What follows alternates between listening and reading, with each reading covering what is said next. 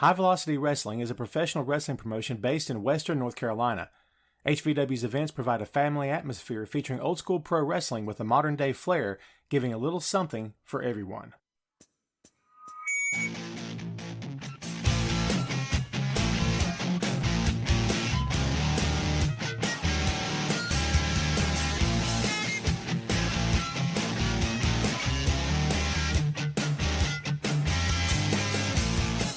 Hey, what is up?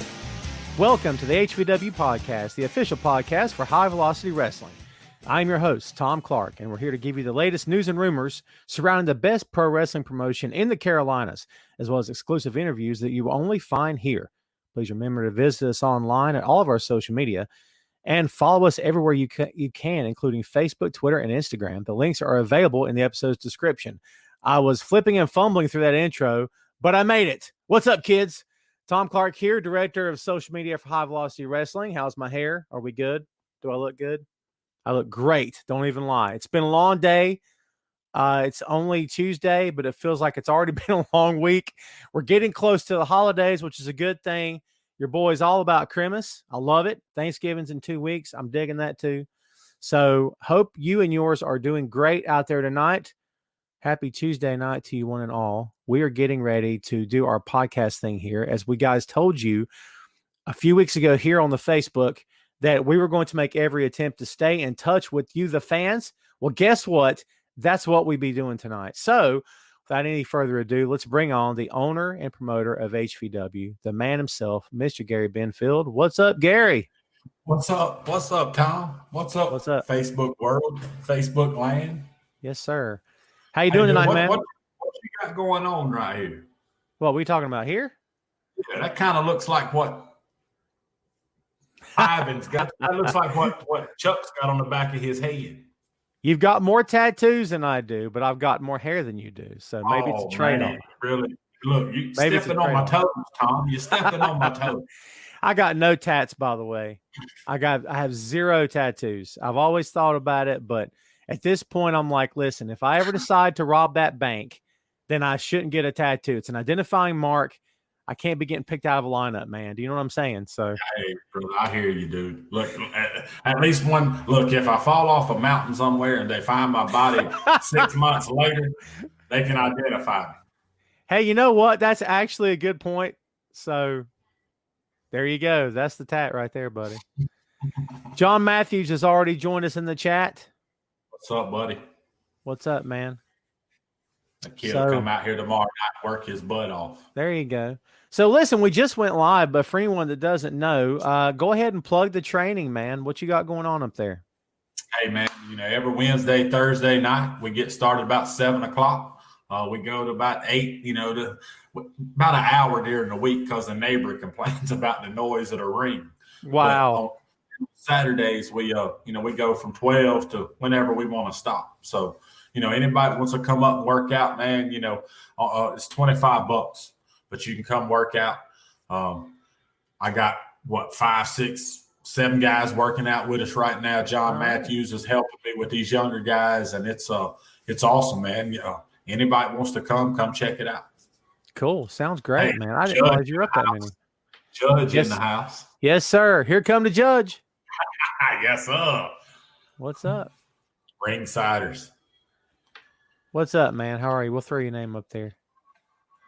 So, as we said before, we made a vow, if you want to call it that, a promise. We try to give our word to try to stay in touch with the fans since we can't come back to live action right now. So, this is our attempt to try to keep you guys updated, try to keep you guys in the loop. And in that spirit, if you are watching the pod, instead of just listening to it, you're getting ready to see some stuff. Let's throw some banners up here. Across the ticker at the bottom, you see we are tentatively scheduled for a return January 30th, 2021, resurrected. Once again, High Velocity Wrestling attempting to make the second comeback. Yes. So, hey, man, unless something changes with the whole situation, Pastor Stacy's on fire for this thing, man. He's ready to get us back out there, and he's ready for us to return as much as anybody else is. So awesome. Well, I know that, and we've talked about this before, that several other companies in the area have done so. It's not for us to say whether or not they're doing the right thing. They're doing what's right for their companies and for their brands, and I respect that. But in terms of HVW, we have to be sure that we're safe. We've all got families here, folks. We want to be sure our fans are safe. We want to do this the right way. From the very beginning, when you and I first talked about bringing HVW back, this is 2019. I mean, we both kind of said, listen, if we can't do this the right way, we're not going to do it. It has to be right. Absolutely. Has to be the right presentation, has to be the right crew, has to be the right people behind the scenes, the right people in front of the camera. I mean, you can, like we said before, kids, you can throw a ring up anywhere you want to and call it pro wrestling, but it's, if that works for you, go with God, but it just doesn't work for what we want to do. So again, fingers crossed, we're shooting for January 30th. I'm excited, man. Hey man, it's one of those things, Tom. If we could have went out and compromised our venue, compromised our set. I don't want a new fan to come see half of a presentation. Good point. If we can't give the fans what HVW is, I don't want to do it. You're right. Totally right. I'm not going to cut the show in half. I will wait until we can do our show. And I would say we can present our stage, our show, our lights, because that's part of it. That's what makes high velocity wrestling.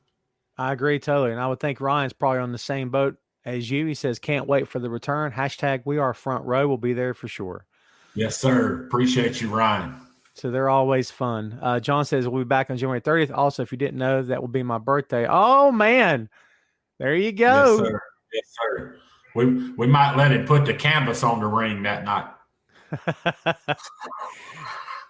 John, I don't know how old you're going to be. How old is John going to be? How old are you going to be, John, on your birthday? John will tell us here in a second. Dude, I really think he's going to be about 14. 14? I was thinking 12. Yeah. Oh, really? No, I think he's got a permit. Oh, okay. Well, there you go. All right, cool. Man, we're just picking on you, John Matthews. I love you, kid. You know I do. Man, and the short amount of time that my kid got to know him, Wesley got kind of attached to him in the 2 shows we ran. So I thank John for getting in the ring and working with him a little bit, and you can relate to this. It means a lot when somebody gives your kid the time of day and is good to him. It means a lot to me, man. I know it meant a lot to my son too. So yes, sir, man. All right, kids. So we've got a few things we want to cover tonight. As we did kind of last week, we're going to cover a topic in the business of pro wrestling. And then we're going to hit you with some stuff. We're going to relate it back to HVW. As we said before, we're just trying to keep in touch with you folks. I want to talk to you tonight, Gary, about championships in pro wrestling. This is a hot button topic for a lot of fans out there. And it's so interesting to me when you have so many fans who are actually not in the business, either behind the scenes, behind the curtain. Maybe they write about it, maybe they podcast about it, but maybe they've never been in a locker room. They don't really know how they can read all day about how they think it works or how it's supposed to work. But all these fans have a lot of varying opinions on championships. You hear one side says that they're props. The other side says, no, they mean something. I mean, it's a huge overshadowing question here. It's far reaching, I guess you could say. Where do you come down on championships? Are they props? Are they earned? I mean, does it depend on the company? What's your take on that? If it's done the way it's supposed to be done, okay? A lot of times you might have it. All right, let's start here. A lot of times you might have a guy come in that's like really close buddies with the promoter or something like that. Might not be the greatest worker, but, he's a good friend to the promoter or whatever. And that's not the way it works. At HVW, even back in the day when I was thinking about who I wanted to represent my company, I looked at it through, who was loyal to the company, who was working, who was pushing the company. When there was a poster out with his picture on it, was he sharing it? Was he helping me promote? And I know that's not their job, but it helps. it helps get their name out. And that's what I can't make people understand. It helps promote yourself is what it does. But, you know, I didn't just put it on somebody because they look good or they were bigger than everybody else. I kind of gave it to guys that earned it, that spent time with us, and the crowd responded to them, or they were a great heel, and they wanted to be the champion. They wanted to represent the company and be proud to do it, and not look at it as just an indie champion. In my opinion, let me do it like this: from when I was wrestling, not as a promoter, as a wrestler. If a promoter came to me and talked to me about being a champion or something, I was kind of honored, man. I mean, even though it is an indie company, that still means the owner of the company thought at that time I might be the best person to represent his company. And that's kind of humbling, man. I mean, it makes you feel like you've worked hard, for everything you've sacrificed or what you've put your body through, the miles you've traveled. It makes it a little bit worth it. Does it give you any more money? No, not really. But, it says you're the best for a little bit. And, hearing you go through all that, it struck me how vastly different your way of looking at it, and not just you, but a lot of us, I guess you could say, on this level, our way of looking at it versus how the big boys would look at it. Like for them, it's a completely different way of looking at it. Like you said, the way we look at it would be, does this person represent us? Has he earned it? Is he loyal? Is he or she loyal? Will they be there when we ask them to be there? How committed are they to it? Is it, maybe the better question is not, is the belt a prop? Is it a prop to the person you're getting ready to put it on? Maybe that's the better question, right? Well, hey, man, that's why, I never just made like a one night decision. If I knew it was time for a title change and we needed to freshen up the title picture, and I started thinking about who I wanted to put the belt on, I would always talk to that person and fill them out and see what they felt about. Because, I expect a lot from, especially back then, we was running a weekly show, So, I expected a lot from my champion back then. So I always wanted to talk to them and make sure they were good with it before we done it. Right. Yeah. To me, I've always viewed I don't want to give it to somebody that don't want to carry it. You know what I'm saying? Oh yeah. If their heart's not in it, it won't work. Exactly right. Exactly. I've always viewed it as a responsibility. Like you said, and I know this is kind of not really a fair comparison, but in the writing gigs I've had over the years, if I was approached by a website and they're like, hey, we've got an opening for you, that kind of thing, we want to know if you're interested. First of all, I'd ask what the money is, because it's important. You have to know you have to get what you need and that kind of thing, right? But my second question would be, what's the position? What are you offering? What would my role be? That kind of thing. But to me, it was an honor for someone to approach me and say, hey, we've got a spot for you. We think you can be good for the site and be good for the other writers, and maybe help mentor them as well. So, I know it's not exactly the same thing, but to me, it's important that you feel like someone's, like you said, trusting you and trying to give you some responsibility. So, absolutely, man. And it kind of, and some people might not think this is a big deal, and it really wasn't. But at the time in my wrestling career, I thought it was a pretty big deal. But, back in the day when I was still in Lenore, with you guys at the UWA and all of that stuff. Yeah. And, people were starting to notice me. Viper was starting to get his name out there. Other promoters was reaching out to me or whatever.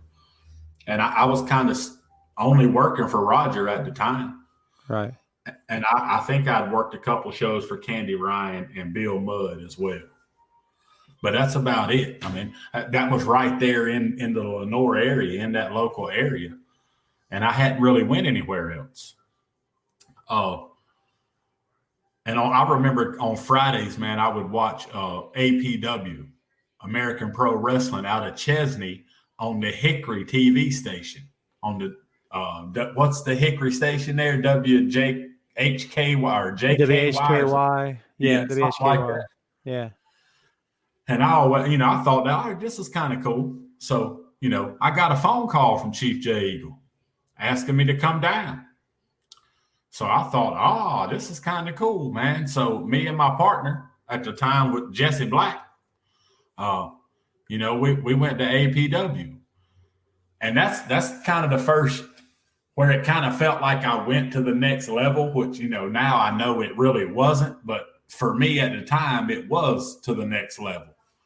And I spent 7-8 years with Chief. I mean, every Saturday night. And I remember the first time he asked me to represent APW as the heavyweight champ. And, dude, it was a pretty cool feeling, man, because I worked hard to get there. I'd earned a lot of respect from some of the guys in the locker room. There was a lot of guys that were jealous that I got the opportunity. It's amazing the politics that goes on in a wrestling locker room. Oh, yeah. When it comes to those belts, man, it's ridiculous. Yeah. But, I thought it was pretty cool, man, to represent APW as their heavyweight champ. You said politics when it comes to titles, and I know you know what I'm talking about. That night in UWA, when you and Steele had the tag team, you and Steele had the tag team titles, and the plan, folks, was EOD was going to face Jesse Black and his partner, who we won't mention. I don't even know if I remember the kid's name. Let's just say he wasn't what we felt was the best worker we've ever seen. And everybody in the EOD basically said this is a mistake. And I know that Roger was approached and as professionally as everybody could, including myself, because I was asked, see if you can talk to him also. So I did. And I was like, look, dude, it's not that no one wants to do business. It's just that, Steele and Viper have been together for a long time. They look great together. They're the best team you got. This really kind of doesn't make any sense. And so finish the story. Tell everybody what happened after that. Man, I remember throwing the belts in the ring or something at the end of, but I don't remember exactly what went down in the match. But I do remember us throwing the belts up in the ring and like storming off. But you'll have to give all the details. I don't remember all the details. Okay, so it was a triple threat tag team match. Right. A three-way tag team match. And basically you guys got in the ring, had the mic, and basically said, you want the belts, you got them, and you laid them down. Right, yeah. And so we didn't even really wrestle, did we? No. We all left the ring, and then we went out the back door, circled around the building, came in through the front door, grabbed some tickets, and came through the crowd and sat with the fans. And there's even pictures of us with the fans throwing up the horns and stuff. No one knew this. This wasn't planned. We just did it. Yeah, that was legit. I mean, it was legit. And looking back on it, not exactly professional, but we kind of felt like no one was listening. And, if you could go back and do it again, I probably should have handled it differently. But, we just didn't like where it was coming from. Then after everything was over, I remember Roger saying very sheepishly, he looked at me and said, I don't really care much for the way Steele and Viper laid those belts down. And I said, brother, it's EOD. I go with the flow. I go with my guys. And that's what we did. I said, all I can tell you is this was a group decision. It wasn't one dude that decided it. Nope. So, for better or worse, we stuck together almost through everything. And I remember thinking, I just got here like a month ago. They're going to kick me out of here for this crap, right? So, that was something. Let's throw a few comments up here. Gary Sturdivant. Yes. There you go. Says, I love me some HVW. Man, Captain Sturdivant's the reason HVW got involved with the Salvation Army. Well, there you go. Tell that story. Hey, man, when we were over on the Asheville Highway, he used to come to the show, and I would see him sitting in the crowd, but I didn't know who he was. But I started recognizing him every week, and he'd have 3 or 4 teenagers with him, and after a few weeks, I spoke to him. He said hi, told me he worked for the Salvation Army. This was his sons and their friends, blah, blah, blah. Well, one night after a show, it's like 1 o'clock in the morning, man. We were at Applebee's and my phone rang. And I answered my phone, and it was he's a major now. He was a major Sturdivant. And he said, Viper, he said, I think I lost my wallet in the building. And I said, no problem, man. Just meet me back over there. I'll open it up for you. So I ran back over to the building, and his wallet was laying there beside a chair where he was sitting. Everything in it, untouched, nothing, And me and him had a very long talk that night, man. And he invited me and my family to come to church at the he invited us to come to bring Aaron to teen night on Friday night at the Salvation Army. Mm-hmm. So we started going to the teen night thing. It kind of got cool. And, Mandy went, Kaylee became little, and she wasn't a teenager, but she was running around in there too. And then they invited us to come to church there, and we started going to church there. And before you know it, we had that other building over on the other side of town, and we was, doing stuff for the Salvation Army youth groups. And it was really cool, man. That's how all that got started. Yeah, that's sometimes connections just come out of nowhere sometimes, man. You just least expect them, and they pop up. Judge says, if you are the champ, you are the company. I see where he's coming from. You represent the company. It's you, right? So, like we said before, man, it's a big responsibility. But what I was getting at earlier in terms of how we feel about it, how we're explaining what it means, or how the decision is made on our level versus the big boys, the big national companies on TV and operate throughout the world. Those guys are going a little bit different. So it's, who can draw the most money, who can put butts in the seats, that kind of thing. Used to be that is how this whole thing was judged. And you can't talk about this without talking about the Nature Boy, because of all the guys that they put that world title on back in the day, I would dare say Flair is more than likely the biggest draw that ever held that title. I know Dusty drew. I'm sure Harley drew. I'm sure Terry Funk drew. But in terms of drawing consistent houses, you'd have to say it's probably Ric Flair, man. Hey, dude, I would 100% agree with that. That dude was the hardest working man in the business back then, man. Yeah. Think about the dates they wrestled and how many times they wrestled a week. The miles between shows, and crazy, man. Crazy. What was it? He said how many nights a week and twice on Sunday or something. Yeah. They worked double shots on the weekends.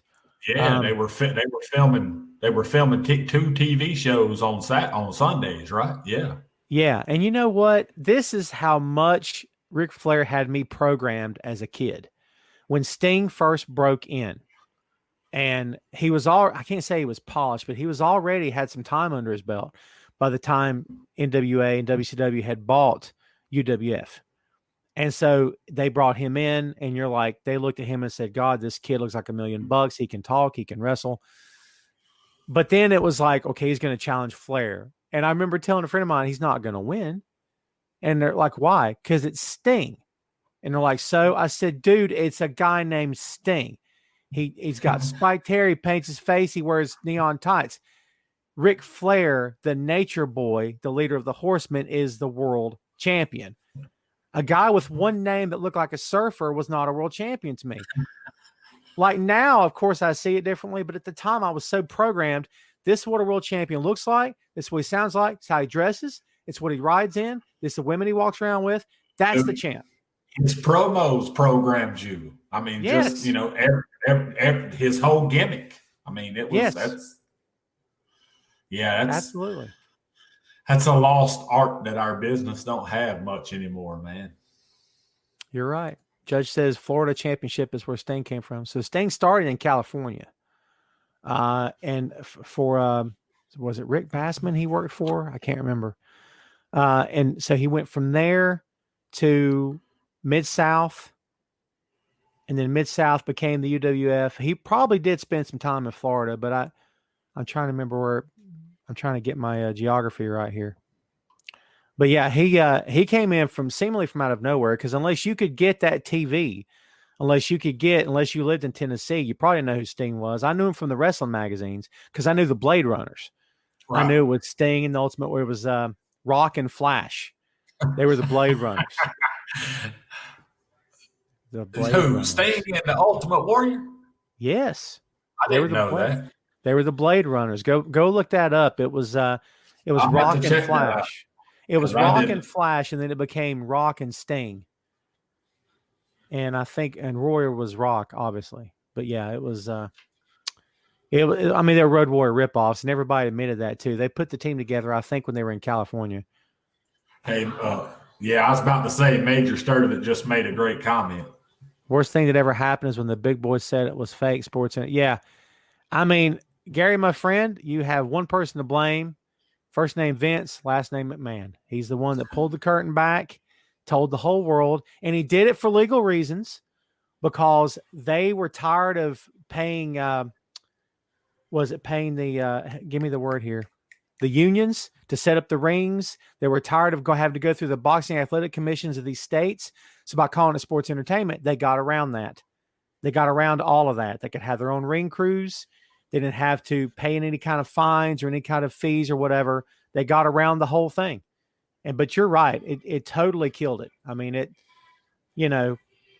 I say it killed it, but the business it's alive and well. AEW is making a huge splash. New Japan's doing great business. I mean, WWE's still going, but it did kill a lot of the old school fans that stayed up until that point never came back. I don't think they ever came back. Gary says, I was a grown man and still wanted to believe wrestlers really had. Oh, let me tell you, my friend, they still do. Oh, yeah. Oh, yeah, they do. Gary and I both have been in locker rooms where two certain guys don't walk past each other without something being said. And if something's being said, oh, God, look out, because it's going to get nasty. Yeah, it's still very there for sure. Yes, sir. Yes, sir. It's I hate that mess too, man. I do. Yeah, because it's one thing about let's see, where was it? Where was I when this happened? I'm trying to remember. I was backstage one night and I hadn't been I don't know if it was HVW or not, maybe not. I can't remember now. But the comment, something was made about, well, we can't have so and so in the same ring. I'm like, why? Well, they've got heat. It's over a girl. I'm like, why don't you just put that in the show? Oh, no, we can't do it. I said, why? I said, well, they might get in the ring and something might come down. I said, well, no disrespect, but if you have a problem with them, maybe they shouldn't be working here, because if they can't squash it and get in the ring like two grown men, like professionals, then what are we talking about here? Right. Settle your differences outside of the company, but when you're in the ring, it's not about trying to kill each other, Hey, man, Sturdivant and Cassie's talking about a match that I can't sit here and agree with what you said, because I probably was very unprofessional in that match. So, well, see, I've heard a lot about this, but the fact is you both got up and walked away from it.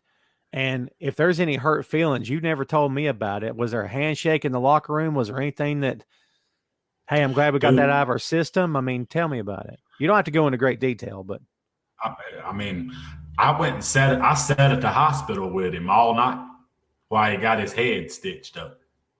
So, we worked through it that night, but, it was just one of those things, man. It was years and years of crap talking and just, man, I mean, real legit heat. It was just years and years, and it built up, and, I lost my temper. Yeah. Well, it's one of those unfortunate things. I mean, I'm sure you learned from it.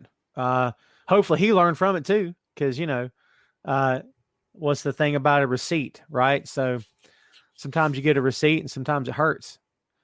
But these things can happen, man. Listen, when you get grown men in the same company and everybody's got their own egos, their own attitudes, their own personalities, I mean, sometimes things get combustible, man. I mean, especially when championships are involved. And that just adds to it for me. That just, as a fan watching at home, you feel like it's real. It reminds me of the whole Matt Hardy and Edge thing when Lita was involved.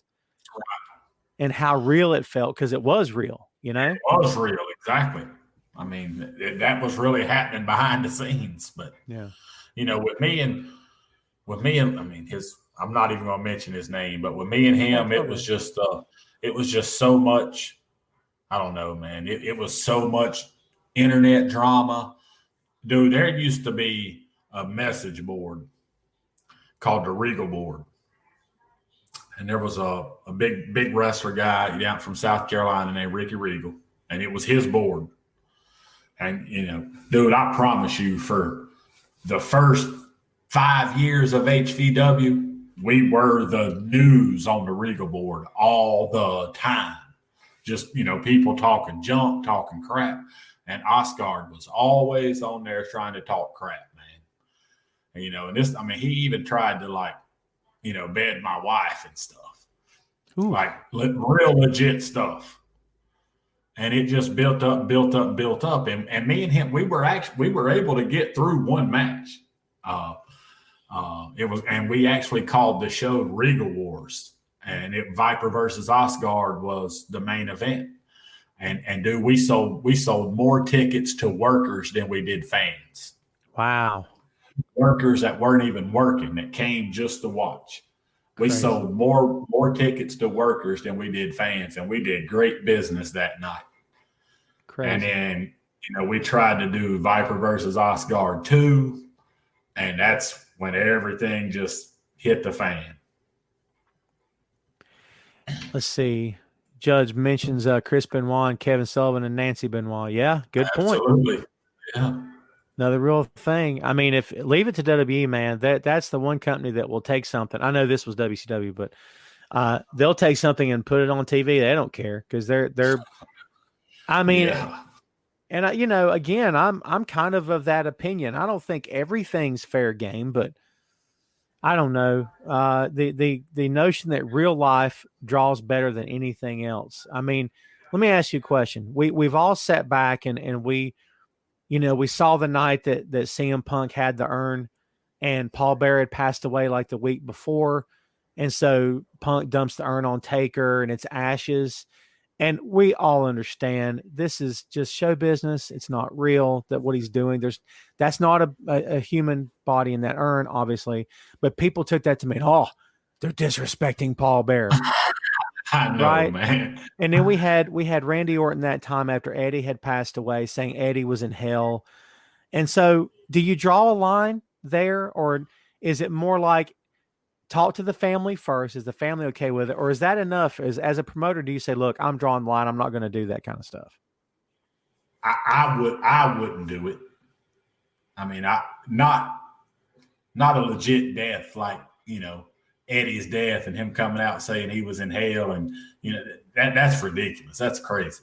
Yeah. And the whole, the urn thing, I don't know, man. I probably might have would have done that, but there's a line. You got to draw a line somewhere. It's about morals, Right. Do you have any or not? Yeah. It's such an odd thing to talk about with a sport called pro wrestling, where we're talking about, I don't know. I don't know how I feel, man. Like, I feel like a lot of maybe it is open season and fair game. Maybe it does depend on the talents involved. I don't know if I even have the answer to it. Man, it's I guess it's one of those things. If it's an idea and we come across it and everybody feels right, I don't know. I don't know. It's not something I would sit and plan. Hey, let's do this whole death fake thing. You know what I'm saying? I mean, I wouldn't plan something like that. But how about Vince McMahon getting blown up in the limo? We're all supposed to believe he was dead. Yeah.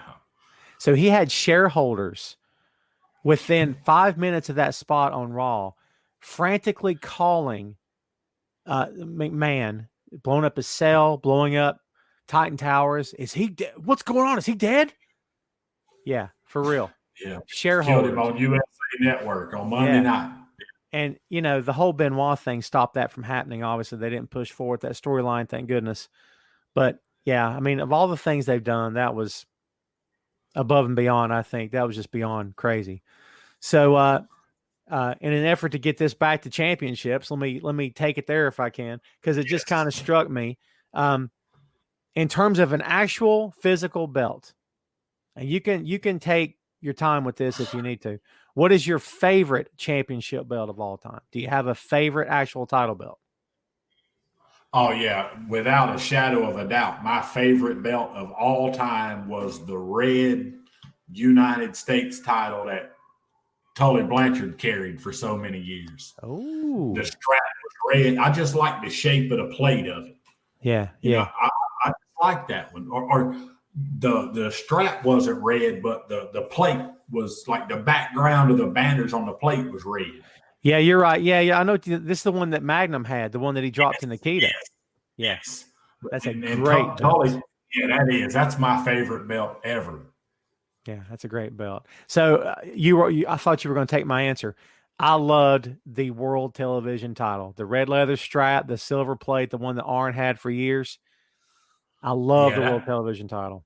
that's a nice strap Great. too. Yeah, yeah. And the NWA, the Globe belt, the one that Aldis has now, they got the globe in the center. Oh, yeah. It's just kind of a rectangle plate instead of a Yes. big. That's a nice one. That's a nice belt too. I love that title so much. Everybody talks about the winged WWF championship that Hogan wore. I'm okay with that, but I don't think it's the best thing I've ever seen. No, me neither, man. Gary's What's pitching in with the red belt, gold USA. There you go. Yeah. Judge, are you still here? What's your favorite title belt, my friend? Get Judge's take on this. But yeah, man, I think the big companies do it right when it comes to championships for the most part. There's been some belts that I thought are just horrendous. Those tag team belts that's got the two gladiator heads and Oh, I hate those. And the ones that look like pennies. yes, I hate those belts, man. like copper plates look, or something. yeah, they look like big old pennies. Yeah, it's I terrible. hate those. All right, look, Cassie been on here. Cassie, who's your favorite champion of all time in HVW? Oh, there's a good one. Hey, dude, I'm a big fan of tag team wrestling too, man. Well, And yeah, we just did an episode on it. CW had us. Oh man, I'm trying to remember who. Maybe it was when Public Enemy and they were all around, but there was a really cool set of tag belts. Or maybe it was when they tried to do like a United States tag team title too, and the Midnight Express had them. Now, those were red leather belts. Yes, they were red belts. Yeah. Those things were awesome too. That was a good looking belt. I liked talking about tag team belts. I liked the NWA version before they updated. It was the gold with the gold eagle in the middle. Yes. I love those belts, man. There's so a couple comments about belts. Judge says NWA belt that Slick Rick carried. Now you're talking about the big gold belt. He's talking about the big gold belt, I assume. Yeah, that's the one Flair had made himself, right? Well, they made it for him supposedly, and I forget how much it cost to make that thing. It was the real deal, though. Sting's U.S. Championship belt, Shannon says. Shannon, did you ever come to a show when we had the character Sin that had the black cloak, did face paint? He was a manager. I think I remember you talking about that guy, but I don't know if I've seen him before. That's Shannon. Yes, sir, with the stones in it. Yeah, oh yeah, for sure. Those were real rubies in that original big gold belt. I like Flair's big gold belt, but that thing has been used and abused. So many independent promotions use it as their title, and they put graffiti on it, or they'll change the logo, and I'm like, ugh. Yeah, man, that's one thing I've tried to avoid doing over the years was take a belt and glue stuff on it or whatever. I mean, yeah, it's crazy, man. We ain't always had the greatest looking belts, but they were our own. In the UWA, we had the Southern Heritage Championship. I remember that. I carried that title. Did you? And yeah, Speedy had it. Southern Blood had it, and he had took it home. I don't know if were you there when this happened. He had took it home and done some work on it. He had done some stuff. Yeah, he glued some stuff to the plates. Yes, yeah. He put stuff on the plates and whatnot. So and Judge, you might remember this. One night in the ring, he took that belt and he hit somebody upside the head with it, and that thing flew apart. All the pieces flew off. I do remember that, and it was dramatic. You're like, "Oh my God, he killed him!" Like it looked like he killed the guy. Yeah. I And remember that. I remember in the dressing room, I said, "Are you okay?" He goes, "Dude, that was awesome." I said, "You think so?" He goes, "Yeah, man." He said, "That belt flew all over the place. It was great." Yeah, So I that's said, cool. yeah. See, Lewis says, in my opinion, that belt fit Ric Flair personality persona. I agree totally. That was very, very lavish and over the top, just like he was. Since you're talking about championships in HVW, let's wrap up the show with some of this. Let's give the good people, in case they haven't heard, let's talk about championship title belts coming to HVW. Okay, so obviously we're going to have the HVW title, the HVW championship. We're going to have, for the first time ever, the HVW women's championship. Mm-hmm. And we're going to have HVW tag titles. You know, I think we do 6 matches a card, 3 title matches a show. I think that's plenty. I agree. We started doing the math on this months and months and months ago, and that's kind of what you pitched. And I was like, yeah, it makes perfect sense. I think you can overdo it with titles. I think you can have way too many. New Japan has a ton. New Japan's got a big roster. They've got a ton of titles in that company. So I think sometimes it's a bit much. I do think you can have too few also, like in AEW. Before that TNT title, they had nothing that anybody else could go for. That was it. You know what I mean? So I'm glad they come up with some different belts too. You know, and if we ever get to the point to where, maybe we add a couple matches to our shows, maybe we'll add another title too, because we always had what I called the Southeastern title. HVW always had the HVW Southeastern Championship. And that was kind of like, the next step. But that's a stepping stone to the HVW title. Kind of like the U.S. title. Of course, yeah, because, back in the day, the U.S. title was the number one contender to the world title in NWA. Like, it was a given. That was just, if you were the U.S. champion, you were probably going to get a shot at Flair at some point. Eventually, yeah. Just like in WWE, the Intercontinental title used to be right next to the WWE title. Yeah, exactly. But see, if we use that title now, that would get every show we would have 4 title matches. Very true. Out of 6 matches. I don't know. I just think that's too much. It does feel like it's just, like you said, too much. It's overwhelming the show. You know what I mean? Yeah. If everybody's a champion, then what's there to fight for? I mean, you got to have something to, for drama's sake, And we want our champions to compete on our shows. We don't want to not have the titles defended on the show. So I'm glad you mentioned obviously you mentioned the women's championship. I mean, this thing has been near and dear to our hearts since we relaunched this company the first of this year. I mean, the idea of a women's division HVW, I don't know if anybody saw that coming, but I mean, I think it was one of the first things you and I talked about. We talked about bringing this company back was I want to do a women's division. I'm like, yes, we are. Man. We have to. Yeah. It only makes sense in 2020, man, doesn't it? Absolutely, man. Are you watching what's happening on TV? I mean, you got women main event Monday Night Raw now. Yeah. Main event in WrestleMania. Absolutely. Yeah. I mean, pay-per-view. Let's do this. Yeah. And I promise you, we're gonna seek out the best, the most talented female wrestlers we can get. I mean, it's we've got a few good ones already. So, and I don't know if you guys seen it or not, but Sadie Lee Moss put it on her story today. She's in the gym, brother. She's working out. She's ready. Sadie looks great, by the way. Working out. You ladies better get ready. Yeah. They're wrestling. Yeah. I love that one of the main features of our comeback show was the issues between Sadie Lee Moss and Hayden Ramsey. I just thought is one of the biggest drawing points we had on that card, and it carried over to First Strike for sure. I mean, where they were the semi-main event, and they didn't know because we chose not to tell them until that night, and I think everybody was kind of knocked out by that. Hey, man, and I'll tell you something. Well, dude, they earned it, and I want the fans to understand how important the ladies division is too. So, that's why, we put them down in the semi-main event, and I promise you there'll be opportunities where they'll main event shows. Oh, for sure. We're going to do this thing and we're going to do it right. We had big plans before COVID hit, kids. Talk about women main eventing. That was on the table. It was moving forward.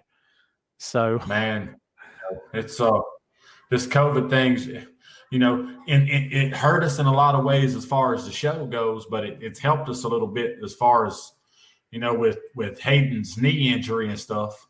By the time we're back, she's going to be ready to go. Very true. Very true. Caitlin Marie and everybody better watch out because Hayden's going to be on a rampage. Yeah, I don't envy Caitlin when this thing comes back around because I did a podcast with Hayden. It's been several months ago, and she has really turned a corner in her attitude and her approach to life and her overall vibe. I mean, Hayden was kind of unapproachable for a long time. You couldn't really talk to her. She just wanted to get paid, and that's all she cared about. But man, she really opened up to me on that show, and she has kind words for the company. And I think that injury in some weird way has kind of turned her around. Her personality's changed. I mean, but you're right, dude. She's had one focus, and that's revenge on Caitlin. And brother, what's the thing about revenge is a dish best served cold, right? We're going to have to hire some extra security at the shows, man. They almost couldn't keep Hayden and Sadie off each other at Resurrected. I remember that. Dude, we had announced that, when we come back, we was going to do the all-lady show to crown the first HVW women's champion. Yep. I don't know, man. I want to do something big on our comeback. So, we got big news coming, people. Big news coming.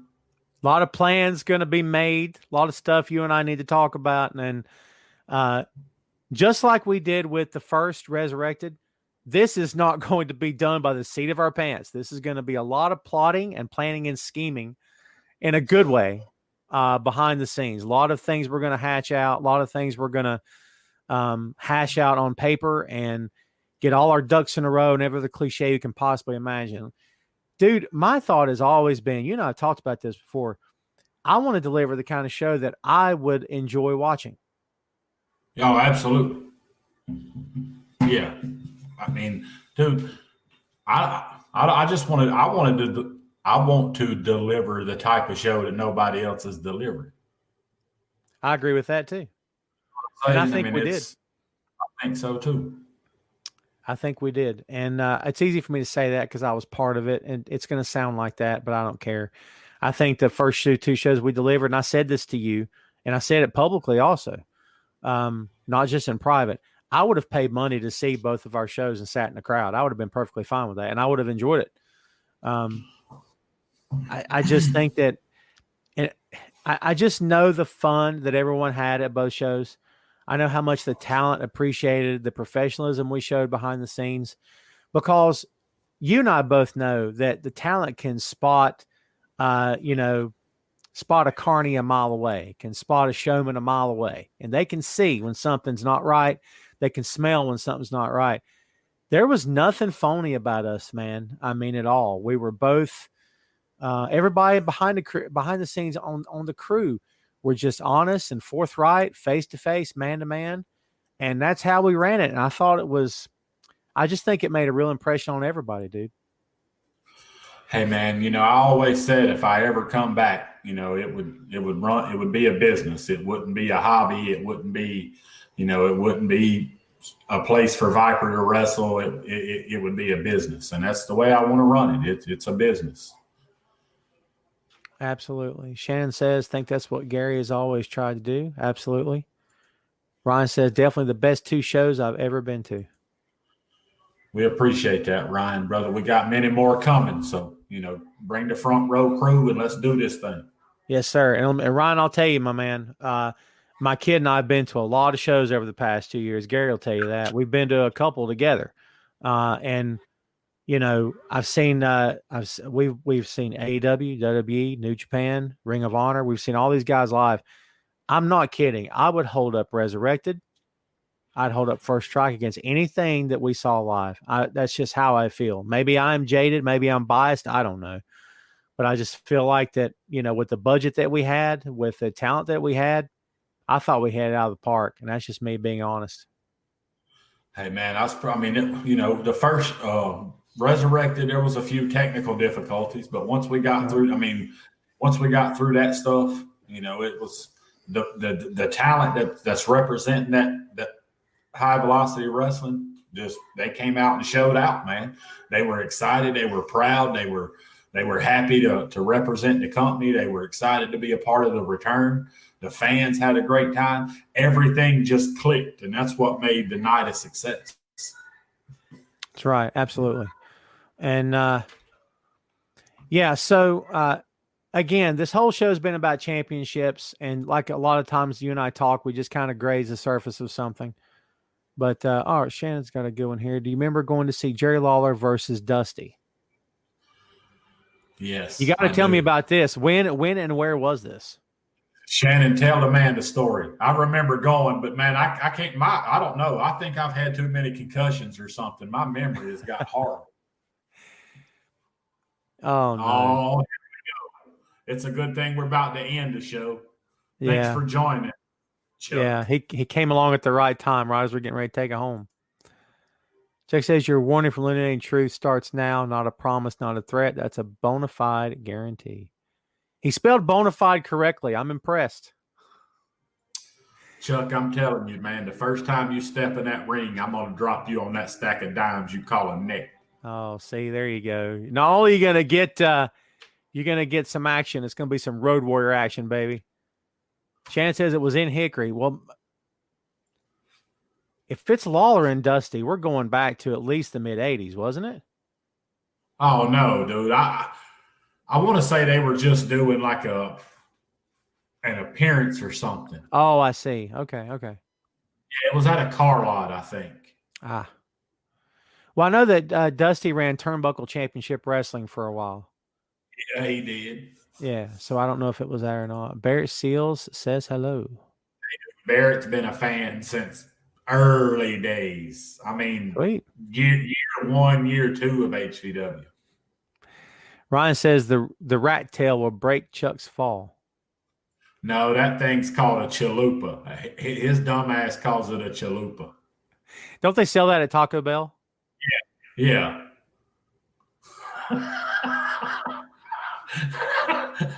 Judge says I saw Lawler and Dusty in Blunteville, Tennessee at the Viking Center. Nice. Shannon says Jerry was running from Dusty and Gary did his imitation of Dusty and got the crowd rolling. Damn, I don't even remember that. Everybody's got an impression of Dusty. We all have one. If you don't have one, you're not a wrestling fan. Why am I putting this guy's comment on the screen? Glad to catch the best part of the show, the ending. Yeah. So, speaking of Dusty, man, we've been talking about championships and whatnot. I mean, a memory that just popped into my head was the night that he beat Flair in the cage for the world title. And in the years since then, I've seen that match without commentary on it because I think it was Great American Bash. It was one of those shows. And I don't think there was any commentary on it. So I think Jim Ross recorded a commentary after the fact and whatever. And so I've done commentary on that match. And the crowd sound is there, but no one talking. So I'm in my office doing live commentary on that match. And I'm hoarse by the end of it because I'm like legit so excited. And remembering what that felt like was the night that he beat Flair. Man. That belt looked good on Big Dust, let me tell you. Man, that Joker had so much charisma. Awesome. That was just, it was a different time in wrestling, man. And it was just a different time. And he could talk people into the building. He was one of the few guys. You could probably count on one or two, maybe two hands, the number of people that could talk fans into the building. And as we've said it before, take their last $10 to buy a ticket because they have to see the match. You know what I mean? Yeah. So, yeah, he was one of them for sure. Let's see. Ryan says, any possibility of seeing a cage match in HW? Never say never, my friend. What do you think, Gary? Hey, man, You know, back in the day, we had 2 different cages. So, you know, it ain't like we won't do one. It's just, you know, having a cage to fit my ring now. But eventually, you don't never know. You never know. We always trying to do something by surprise, huh, Tom? Oh, absolutely. We were in Marion that night, and you guys had put a cage up around the ring. I remember that. And that thing was holding on by a prayer. And I don't remember what was going on, but that thing was bouncing. Every time the ropes were hit, that thing was moving. I'm like, oh my God. Yeah, that was like one of the very first. That's when we called it High Velocity Championship Wrestling. Yes, I remember that. Yeah, I remember that. That was probably my first or second show. Lewis says those matches are rough, dude. So not cage, but I remember the night that we did barbed wire, and it was in the Armory, I think, and it was JJ Diamond versus somebody, and the ropes were wrapped in barbed wire, and it was, yes, kids, legit barbed wire, the real deal, my friend. Because I remember trying to helping trying to wrap the ropes, and like getting cut, and like, everyone's like, what is the point of this? Like, what? Because I remember, like, I've been a fan for years, but what is the point of, let's get killed, let's bleed to death tonight. This will be great. Like, I don't know, but I vividly, suddenly that just popped into my head. Hey, did you never see that cage we called the torture chamber that I built? It was a 2x4 frame, and it had every 12 inches a strand of barbed wire. And then it was crisscross like this. I've probably seen it on tape. And there was only 2 matches ever held in it. Me and Super Law and Team Honcho versus somebody. Lewis says he did. All right, Judge, you're right. My bad. For some, you know what I'm thinking about JJ? I think JJ was out there and his shirt got caught on it, because JJ always worked with a shirt on. And I think he tried to roll under the bottom rope and caught his shirt on or something. That's what I'm flashing back to. Barry says, I remember the night that Viper cut his arm up so bad the match got stopped and he had to go to the hospital. Woo. Yeah, on a light. That sounds like a dusty spot right there, man. It was. I think I done it with a light tube. Yeah, that's some dangerous stuff, man. Anytime you start introducing sharp objects into the ring, look out, because anything can happen. So, well, by the time we start trying to take this home, all these people are showing up trying to talk to us. So how you like that, kids? Well, that's cool. We appreciate everybody joining us. Absolutely. So we're getting ready to get out of here. We just want to remind you folks, please stay updated on everything we've got for you on our social media. We've been relatively quiet in the past several months, but as we get closer and closer to January 30, we were going to be posting more and more content. I've been working on some logos behind the scenes, and you and I have a lot to talk about, my friend. We're going to, as we said, plot, plan, and scheme this whole thing. I'm not putting this guy up on the screen. Don't force me to do it. You know what? I'll do it, because he's actually trying to put his team over for a change instead of himself. Last thing for tonight, NAV will be the rightful first-time tag team champions of this new age of HVW. All right, so here's Tom's message for the NAV. Are you ready? With all due respect, I like you guys as a team. There's a reason why you're in the company, because Gary, as well as myself, think very highly of you and your work. However, we both think you could do so much better without the albatross that's currently around both of your necks. So you can take that advice or not take it. It's entirely up to you. But in my opinion, Ivan M. Righteous looks out for one dude, and his name is not Nathan Cross or Ryan Riley. Just my opinion. You got a take on that? I agree. That's all I'm going to say. There you go. So, we'll try not to be heat magnets right here at the end. Lewis, thanks for – there you go. Thanks, Lewis, for hanging out again, my friend. Thanks, everybody, for being here. Again, stay updated on our social media. HighVelocityWrestling.com is coming back. I know I keep saying that. I promise you it's a work in progress. We're going to get that site switched over. It'll be back up and running before you know it. We're going to take this thing home. Thanks again, everybody, for hanging out. We'll see you guys. Well, we'll see you next Tuesday if everything goes well, and hopefully it will. Everybody, have a great night. That's it for us, kids. We'll see you next time. High Velocity Wrestling Podcast. Everybody have a great one.